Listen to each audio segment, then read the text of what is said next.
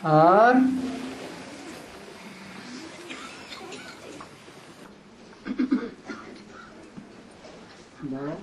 हिंदू में बड़ा अच्छे संकट तो जन्म मरण से न्यारा है। हिंदू में बड़ा अच्छे संकट तो जन्म मरण में से न्यारा है। बड़ा अच्छे शंकर पार्वती पुनर्जन्म लेते हैं, मतलब हुआ शंकर पार्वती पुनर्जन्म लेते हैं।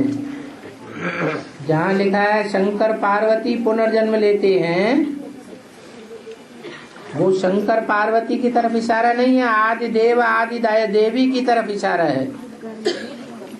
और जहाँ कहा है शंकर तो जन्म मरण के चक्र से न्यारा है, वहाँ शंकर शब्द एक ऐसे व्यक्तित्व की तरफ इशारा दिया है जिसमें अनेक आत्माओं का संकरण होता है। और बाबा, शिव के मंदिर के अंदर जो शिवलिंग दिखाया जाता है, हाँ जी, जबकि शिवलिंग की स्टेज तो बीज रूप स्टेज होती है, बीज रूप स्टेज होती है, उसी स्टेज में दिखाया जाता है, जबकि उसका आधार लिए हुए नीचे योनि का चित्र बनाया, नीचे योनि बनाई जाती है। लिंग को जो है योनि का ही आधार क्यों लेना पड़ता है? ऐसा चित्रण ही क्यों दिखाया गया है, जबकि बिंदु रूप में भी तो उसको दिखाया जा सकता है, पुरुष, जबकि दोनों चीजें विकारों की निशानी है। पुरुष और प्रकृति, पुरुष और प्रकृति में अंतर क्या है? प्रकृति है स्त्री का रूप,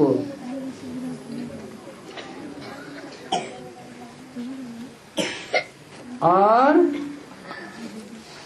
पुरुष है आदमी का रूप, मेल का रूप। मेल बीज प्रदप पिता कहा जाता है। वो बीज है, आधार नहीं है। धरणी आधार है, धरणी धारण करती है बीज को।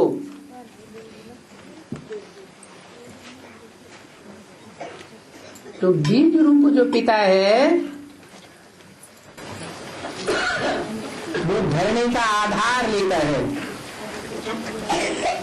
अगर धरणी का आधार नहीं लेगा तो बीज फलीभूत नहीं हो सकता। धरणी का आधार लेना ही पड़े, भले वो परम पिता परमात्मा ही क्यों न हो। वो भी संसार में तभी प्रत्यक्ष हो सकता है जब वो प्रकृति का आधार लेता है। इसलिए गीता में लिखा हुआ है, प्रकृति सौम्यनिष्ठाय, ये मेरी प्रकृति है जिसका मैं आधार लेता हूँ। कृति प्रमाणा प्रकृष्ट रूप से, कृति माने रचना, जिसकी प्रकृष्ट रूप से रचना की जाती है वो है प्रकृति। शिव ज्योति बिंदु तो ज्ञान का बीज है, स्वयं ज्ञान स्वरूप है, वो ज्ञान का सूर्य है। और धरणी का आधार लेता है, तब चंद्रमा जैसे बच्चों की जन्म होता है।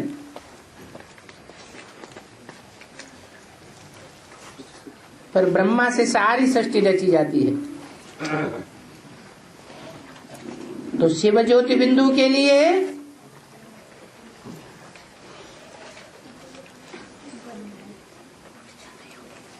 जो गाया हुआ है गीता में,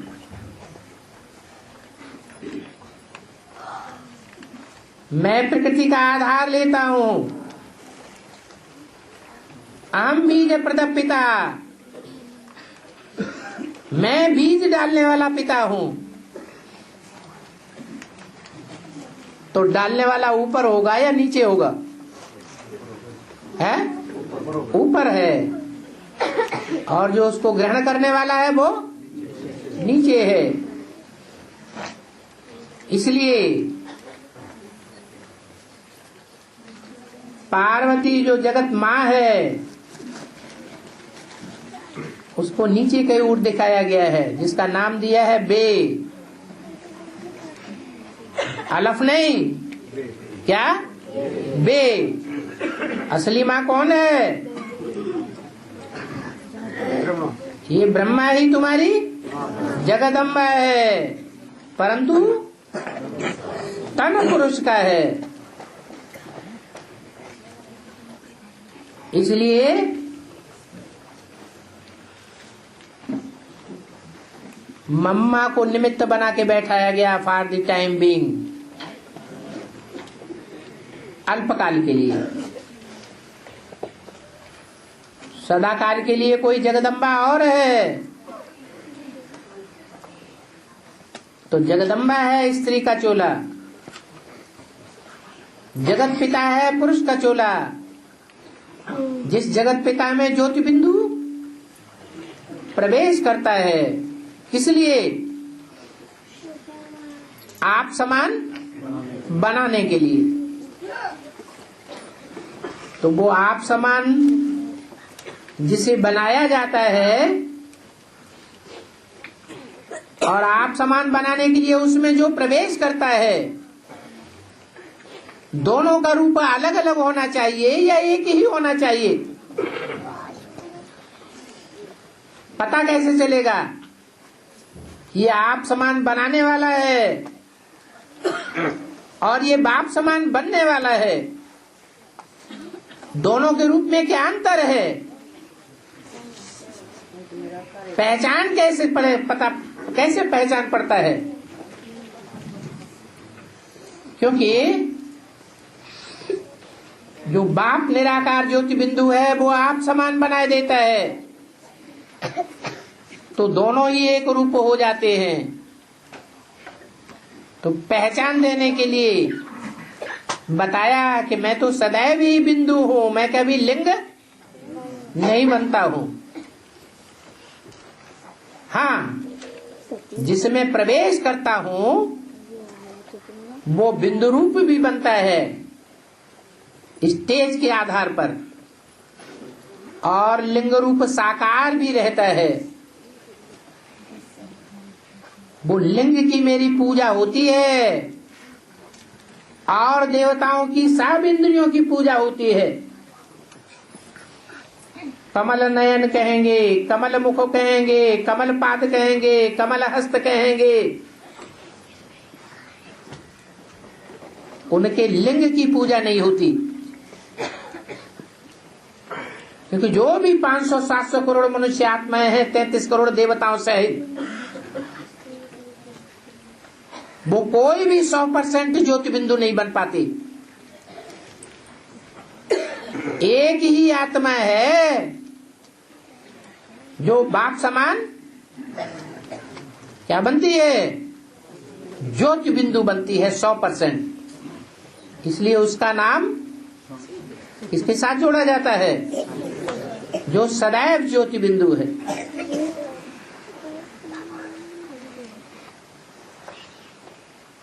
इसलिए वो ही पुरुष है। स्त्री तो बे का रूप है, पड़ा हुआ रूप है। स्त्री चोले को पतित बनाया जाता है।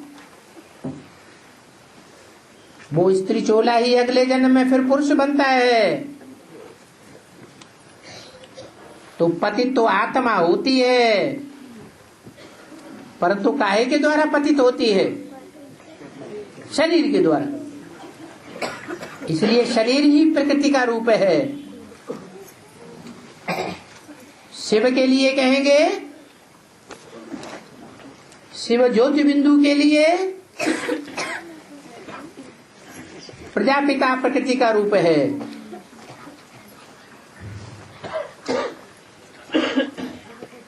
मैं अपनी प्रकृति का आधार लेता हूं। ज्ञान का बीज बोने के लिए। तो शिव ज्ञान का बीज बोने के लिए अपनी कौन सी प्रकृति है जिसका आधार लेता है?